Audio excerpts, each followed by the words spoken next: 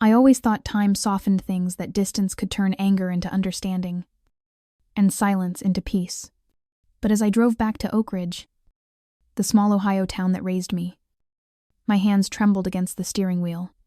7 years had passed since I'd last walked through my family's front door.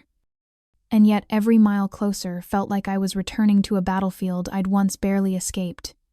The radio murmured Christmas carols, those soft, nostalgic lies about families gathered around glowing hearths, about joy, forgiveness, and home. My home had never sounded like that. It had sounded like my father's voice, firm and final, like the crack of disappointment behind every compliment meant for my brothers. Business is a man's world, Lacy, he used to say, when I'd follow him into his office, asking questions about machines, ledgers, clients. He'd smile, the kind of smile that wasn't warm but proud of its own logic. You'll thank me one day when a good husband provides for you. I never thanked him, and I never forgot. At 35, I had built something he could never have imagined, a tech empire that lived in code and data rather than gears and smoke. I was CEO of a company that quietly changed lives every day. Though to him, I was still his little girl playing with computers. Tonight, though, that illusion would end.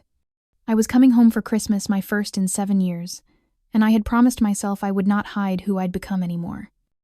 The town hadn't changed. Same gas station at the corner. Same church steeple slicing through winter fog. Same old billboard announcing Wilson Manufacturing, a family tradition, since 1974. My father's empire. His pride. His measure of worth. Mine was invisible to him. And that was fine. I'd learned early that true power doesn't need to be seen, it just needs to exist. When I pulled up to the old colonial-style house on Maple Street, every memory came rushing back. The white shutters. The wreath my mother hung every December. The smell of pine needles that always lingered long after the tree was gone. I parked my rented Toyota quietly at the curb. My real car, a custom Tesla, stayed back in California. There was no point announcing myself in dollar signs. Not tonight. I stood for a moment on the walkway, watching the lights flicker in the window. Laughter drifted through the glass. Muffled but bright. They were already gathered, the brothers. Their wives. The cousins. The aunts. I could almost picture them at the table, my father at the head. My mother bustling with trays. My brothers trading boasts disguised as business updates. And me, I would be the curiosity. The prodigal daughter with her California hobby. I took a deep breath and rang the doorbell. It opened almost instantly. Lacy. My mother's face lit up. Her eyes already wet. You made it. She smelled like cinnamon and home. For a moment, the years fell away, and I let her hug me tight. Come in. Sweetheart. Everyone's waiting. Everyone, indeed. The living room was a portrait of tradition, fireplace roaring, garlands draped over the mantel, the scent of turkey and sugar weaving through the air. My brothers, Vincent and Gregory, stood near the hearth, each holding a glass of wine like a trophy. Their wives, Sophia and Heather, were arranging presents beneath the tree. My nieces and nephews were absorbed in their phones, thumbs tapping with mechanical rhythm. And there, in his armchair, sat my father, still the king in his castle, still commanding even in age. Lacy, he said, nodding once. Not a hug, not even a smile, just my name, like punctuation. Hi, Dad. I replied evenly. Merry Christmas. Vincent approached first, his cologne sharp, his grin sharper. Welcome home, sis. California treating you well? It is, I said simply. Still doing that app thing, Gregory chimed in. Smirking. Something like that. Vincent puffed his chest a little. The family business just expanded to 3 more states this year. Midwest operations are mine now, and I'm handling the big accounts. Gregory added quickly. Revenue's up 37%. I smiled, nodding. That's great. Congratulations. The words felt like sandpaper in my throat, but I said them anyway. My father finally spoke. Did that startup of yours ever get off the ground? Before I could answer, my mother cut in gently. Dinner's almost ready. Lacy, help me with the plates. Bless her. Always the peacemaker. Always the one trying to fill the cracks with kindness. The kitchen smelled like heaven roast turkey. Butter. Rosemary. I'm so glad you came, she said softly, handing me a stack of china. Your father would never admit it. But he's missed you. I gave her a small smile. I doubt that, she sighed, brushing a strand of hair from her forehead. He's proud of you, even if he doesn't know how to say it. Maybe. Or maybe pride was just another thing he measured in sons. We carried the dishes to the dining room. The table gleamed, silver polished, crystal shining, every fork perfectly aligned. My seat was across from him. As it always had been a lifelong test I never passed, he gave the prayer, thanking God for family and prosperity. My name was not part of either category. Dinner was a performance. My brothers narrated their triumphs. Their wives nodded dutifully. My father laughed at their jokes and filled their glasses. I listened quietly, pretending the cranberry sauce was fascinating. Every now and then, someone would toss me a polite question, "How's California?" or "Do you still code?" And I'd answer with the kind of brevity that kills a conversation before it starts. When Aunt Martha finally asked, "So, Lacy, your mother tells me you have your own company now. What do you do exactly?" All eyes turned to me. I kept my voice calm. I run a healthcare technology company. We build software that helps hospitals diagnose and treat patients more effectively. That sounds fascinating, Aunt Martha said warmly. Is it doing well? I could feel my father's eyes on me, heavy as judgment. We're making progress, I replied, diplomatic as ever. Vincent chuckled. Tech startups burn through investor money for years before they ever make a dime. Meanwhile, my father added proudly, our company just had its best quarter in history. The boys have taken it to new heights.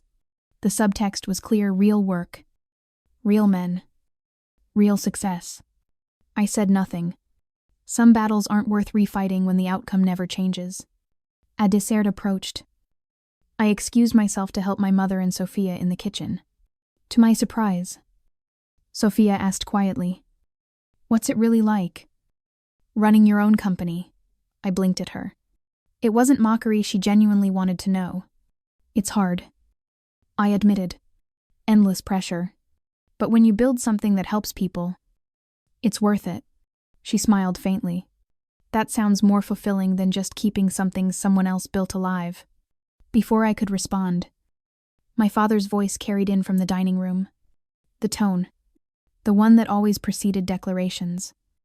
Orders. Or both. He tapped his glass with a spoon. Before we enjoyed dessert, he began, standing tall at the head of the table. I have an announcement. A hush fell over the room. My stomach tightened. He spoke of expansion, of acquisitions, of growth, the usual performance. Then he said it. With this growth comes the need for clear succession planning. I'm not getting any younger. And after careful consideration, I've made some decisions about the company and our family assets. I already knew what was coming. Still, my pulse raced. Vincent will take over as CEO next year. I declared. Gregory will serve as president. Together, they will guide Wilson Manufacturing into the next generation. Applause, toasts, pride, a coronation for the chosen heirs. Then his gaze shifted to me. As for inheritance, he continued, the air thick with tension. I've decided to revise my will. Vincent and Gregory will inherit the company and the majority of our assets. Lacy. He paused, as if weighing the words for dramatic effect. You will not be receiving an inheritance. The room froze. I nodded once. Slowly. I understand. And I meant it. Because in that moment, I truly did. I cut a piece of pie. The clink of the fork against porcelain, loud in the silence. My mother's face was white. My brothers stared down at their plates. The air felt electric, charged with discomfort and something darker. Aunt Martha broke the silence first. "Harold, was that really necessary to announce tonight family business should be discussed with family present?" He said flatly. And just like that, it was over. Or so he thought, because the universe has a strange sense of timing. As conversation resumed in awkward fragments, my nephew Jackson suddenly gasped, loud enough to make everyone stop. "Wait, Aunt Lacy is on the Forbes billionaire list," he blurted. Eyes wide. Phone glowing in his hand. Every head turned. My father frowned. "Don't be ridiculous." "No. Look, it's her picture. It says she's worth $3.2 billion. The room went silent again this time. In disbelief, my father reached for the phone. His face drained of color as he read. Then he looked at me, voice trembling slightly. "This says you founded Health Tech AI. That's your company." I met his eyes. Calm. Certain. "Yes," I said. "That's me." And in that single breath, the power shifted. My father's face stayed still. But his fingers betrayed him. They trembled slightly against the stem of his wineglass. For a man who had built his entire identity on control, that tremor was everything. The air around the table had shifted. It was as if the walls themselves were listening. My brothers looked stunned, eyes darting between me and the screen, like children realizing a parent had lied to them. Their wives froze mid-breath. My mother, God bless her, brought her hand to her mouth and whispered, "Lacy," as if saying my name might steady the room. "Yes," I said again, quieter this time. "That's me." The silence stretched so long that I could hear the soft ticking of the antique wall clock. Then my father spoke, voice low. Deliberate. Each word chosen like ammunition. "So you're telling us this article is true? That you, my daughter, are one of those media-inflated tech people who think coding an app makes you a genius?" I held his gaze. "I don't think I'm a genius. I just built something that worked." Vincent let out a short laugh. "This is insane. You a billionaire, come on." But his voice cracked on the last word. Gregory reached for his phone. Searching the article himself. "It says here she owns 80% of the company. Lacy, is this real? It's all public record." I said simply. They scrolled. They read. They fell quiet. One by one. Their faces shifted from disbelief to confusion to something close to fear. My father leaned back in his chair, the old leather groaning under the weight of his pride. "You've been keeping secrets," he said finally. "I wasn't hiding anything," I replied. "You never asked?"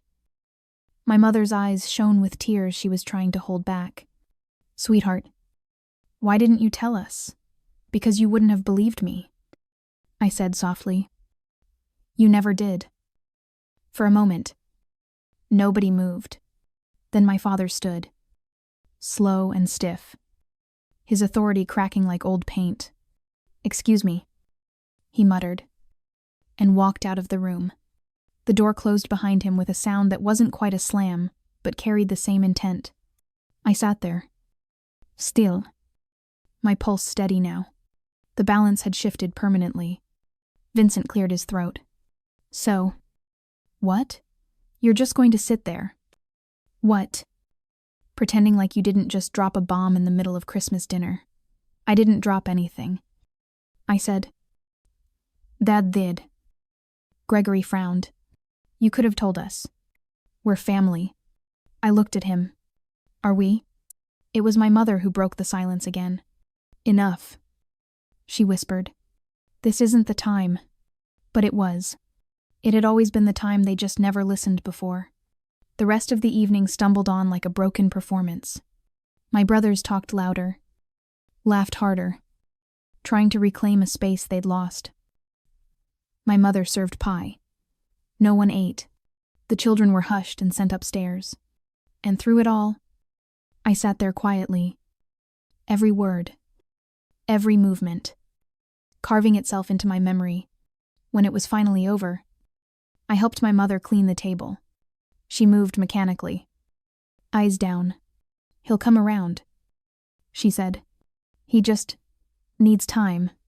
I stacked plates and said nothing. Later, in the guest room, the same one that used to be mine, I sat on the edge of the bed and stared at the faded wallpaper. The old photographs still hanging where I'd left them. There I was at 16. Holding my first laptop. My father had refused to take the picture, so my mother had done it. I could still remember the argument that followed. She should be learning to cook, not wasting time on machines. I lay back and stared at the ceiling. A part of me wanted to cry. Another part wanted to laugh. Mostly. Though, I just felt done. Done explaining myself to people who measured worth by obedience. The next morning, the house was quiet. Snow had fallen overnight. Thick and silent. I was making coffee when I heard the study door open. My father stepped out, fully dressed, holding a folded document. His eyes were red. "Lacy," he said, "we need to talk." I followed him into the study. The air smelled like cigar smoke and old paper. The same room where he'd signed every contract, every deal, every will. The same desk I used to hide behind as a little girl, building toy models from scrap wood while he discussed real business with the men who mattered. He set the document on the desk. It was his will. Or rather, a new draft. "I had this drawn up 2 weeks ago," he said. "You weren't in it." "I know," I said quietly. He looked at me long and hard. "You've built something," he said finally. "Something real." I waited. But what kind of person builds an empire and never tells her own family? I took a breath. The kind who was never allowed to speak. He flinched, a small, involuntary movement that told me the words had hit. I stepped closer. My voice steady. "You told me once that business is a man's world. Maybe you were right back then. But I built my own world. And in mine, I don't have to ask for permission." He stared at me for a long moment. "And what do you want from me now?" "Applause." "Nothing," I said. "Not a cent. Not a company. Not your validation. I just want you to stop pretending that success only counts when it looks like yours."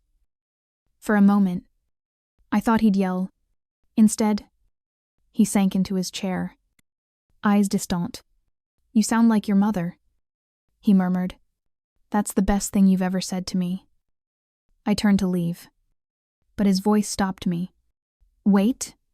When I looked back, he was holding the will in both hands. "Maybe I was wrong," he said quietly. "Maybe the next generation isn't just the sons." I said nothing. I didn't need to. Outside, the snow kept falling, soft and relentless, burying the old world in silence. That night, I sat in the same kitchen where my mother used to make cocoa after every argument. She came in quietly, still in her robe, and poured herself a cup.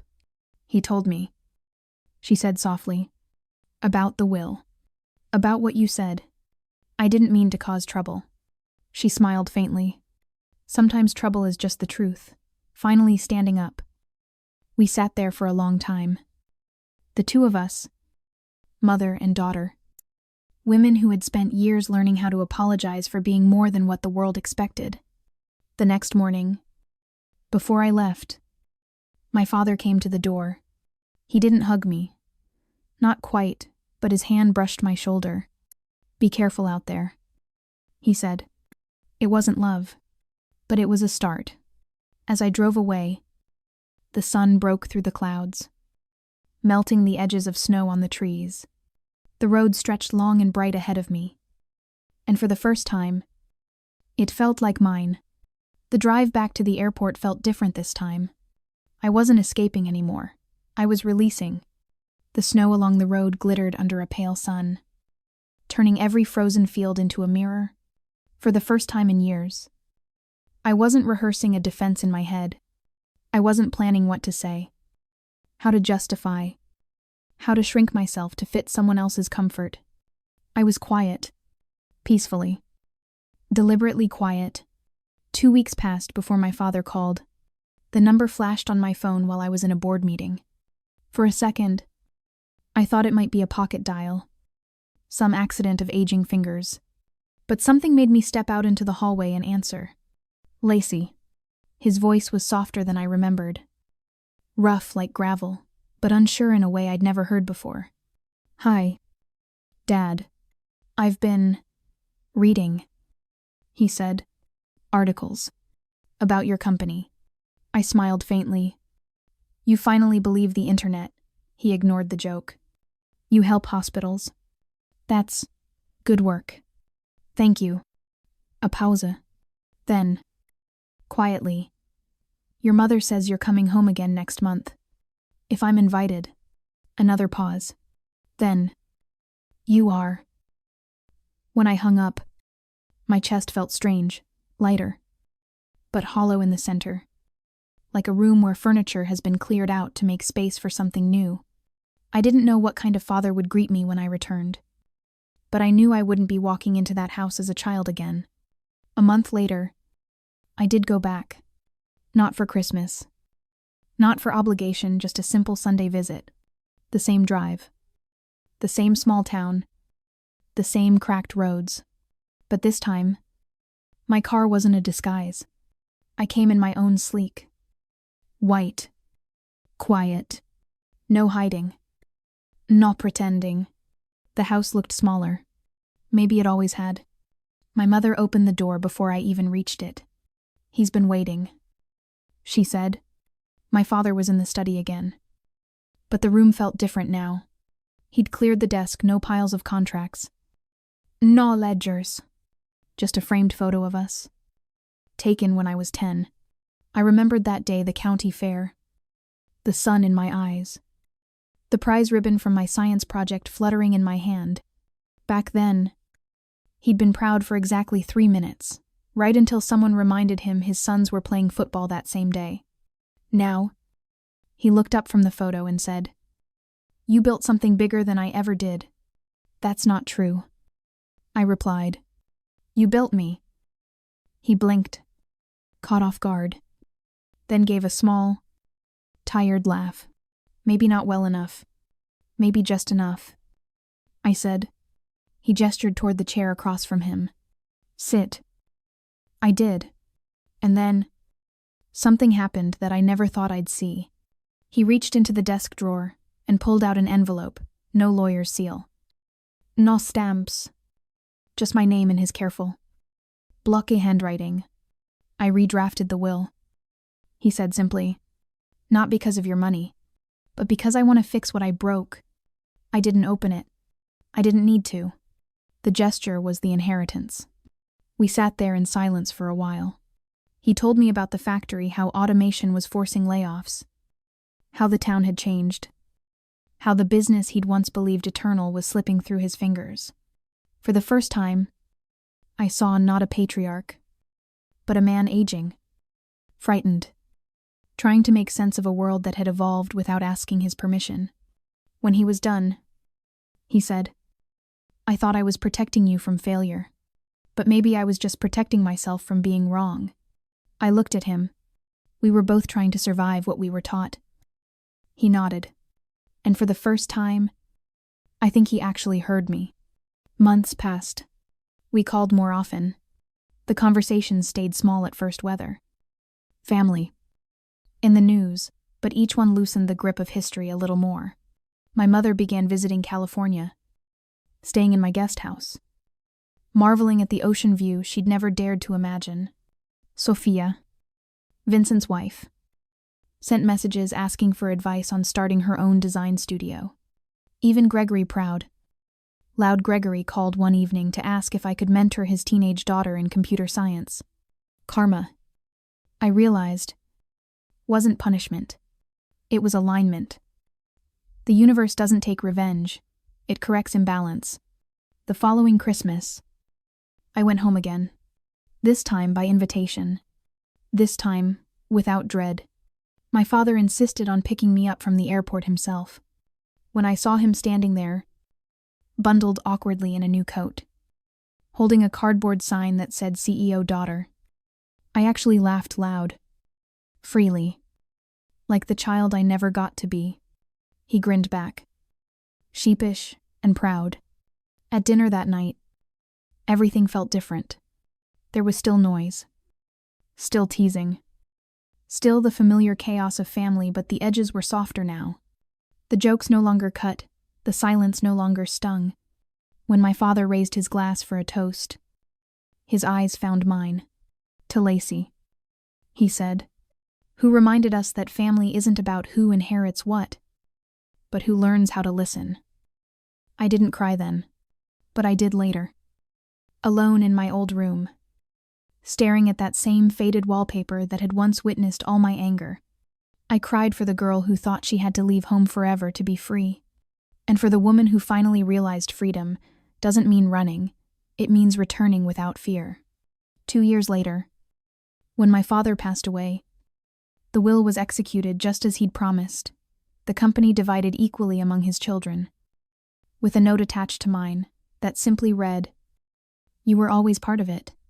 I just didn't see it soon enough." I didn't keep the money. I used it to create a scholarship in his name for women in engineering girls, like I once was, told that ambition was unbecoming. At the ceremony's opening, I stood on the same factory floor that had once excluded me. The machines were quieter now. Automated. Efficient. But I could still hear the ghost of his voice echoing from the rafters. Business is a man's world. And in that echo, I answered softly, "Not anymore." The audience clapped. Cameras flashed. Somewhere above us, the snow began to fall again. As I looked out at the rows of young women holding their certificates, I felt something shift inside me, not triumph, not revenge, just peace.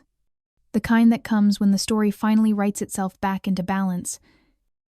If you've ever been dismissed, underestimated, or told that your dreams didn't fit the family mold, remember, this validation is never the reward.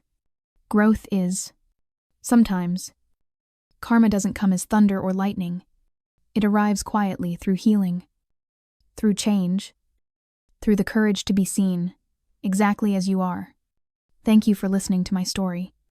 If it touched you, please like, share, and subscribe for more heartfelt stories about family, truth, and the power of self-worth. And if you've ever had to choose between approval and authenticity, choose authenticity. It's the only inheritance that never fades.